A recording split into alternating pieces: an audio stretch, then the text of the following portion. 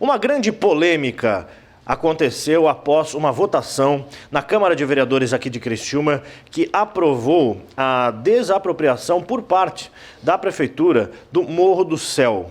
E isso ficou uma situação que, na verdade, não ficou tão clara para muita gente. Por isso que nós estamos aqui com o Dr. Pierre Vanderlinde. Ele é advogado e ele defende a sua tese aqui, que ele vai nos explicar aqui, de que essa lei que foi aprovada aí na Câmara, enfim, foi feito aí toda essa situação aí, porque a Prefeitura ia ter que pagar, está condenada a pagar, na verdade, uma milionária indenização para as pessoas. O Dr. Pierre, ele é o advogado ali de algumas das pessoas que são proprietárias desses terrenos que por anos ficaram aí para a Prefeitura. E ali virou uma área de proteção ambiental, Dr. Pierre. Só que a Câmara votou essa questão, né, de devolver para os proprietários ali. Só que agora é área de proteção ambiental. É isso que o senhor defende. Eu queria que o senhor explicasse para a gente esse seu posicionamento aí, enquanto também advogado de defesa aí das pessoas, dos proprietários. Pois não, Zanini. Na verdade, né, em 2008, então foi aprovada pela Câmara Municipal de Criciúma uma lei que criou o Parque do Morro do Céu. Essa lei, além de criar um parque de proteção ambiental, ele transformou aquela área, que era uma área loteável, numa área de proteção ambiental. E depois isso veio a ser referendado pelo Plano Diretor em 2012, em que realmente consta do Plano Diretor aquela área como uma zona de proteção ambiental. Essa lei que foi aprovada na Câmara Municipal, agora recentemente, ela apenas revoga a lei que criou o parque, mas ela não alterou o plano diretor. Ou seja, o município ele acabou tomando posse de uma área que era loteável lá em 2008 e está querendo devolver aos proprietários uma área de proteção ambiental, uma área que não poderia ser passível de supressão de vegetação, de instalação, por exemplo, de um loteamento, né, de ser feito parcelamento do solo. E nessas condições seria impossível essa devolução, né? Nós temos vários julgados dos tribunais em que é possível a devolução da área somente, né, nos mesmos moldes, nos mesmos termos da época da desapropriação. O que não acontece hoje. O que não acontece hoje, porque na verdade, né, o zoneamento não foi modificado.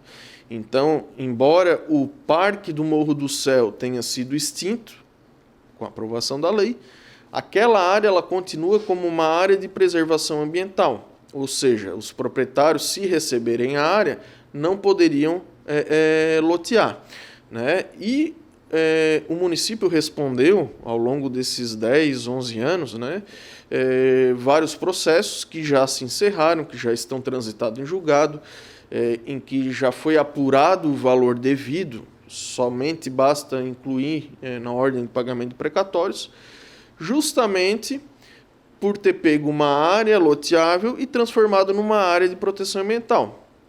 Ou seja, se não houver essa modificação, como não houve com a aprovação dessa lei, se não retornar a área de proteção ambiental para uma área loteável, como era em 2008, a indenização ela continua sendo devida. O processo ele já está encerrado.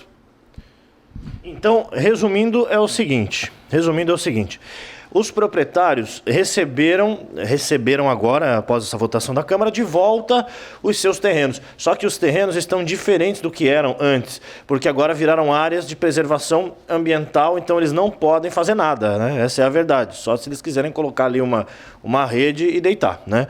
Basicamente é isso. Então, o senhor defende que isso que tentou fazer a Prefeitura, na verdade, né, a Câmara, mas claro que é capitaneada pelo prefeito Cláudio Salvaro, não adianta, não exclui esse valor milionário indenizatório. Nós entendemos que o ato ele acaba sendo inócuo porque não mudando o zoneamento daquela área, né, permanecendo como uma área de preservação, como eu havia dito, pelas decisões já transitadas em julgado que condenaram o município, permaneceria o dever de indenizar. Permanecendo o dever de indenizar, o processo ele vai continuar o seu curso normal, ou seja, vai ser incluído o débito imprecatório, o município vai ter que pagar as indenizações, né? Então a aprovação dessa lei na prática, acabou não mudando a substância do que já foi julgado nesses processos. Pelo contrário, né? Na verdade, eu até já me manifestei algumas vezes no sentido de que 60% do valor das indenizações são juros, né? São juros compensatórios, ou seja, juros que compensem os proprietários por esse período de demora no pagamento dessas indenizações. Isso só vai fazer com que a dívida aumente, né? Se hoje são 150 milhões de reais devidos pelo município, juro de 1% ao mês, a cada mês a dívida aumenta 1,5 milhão.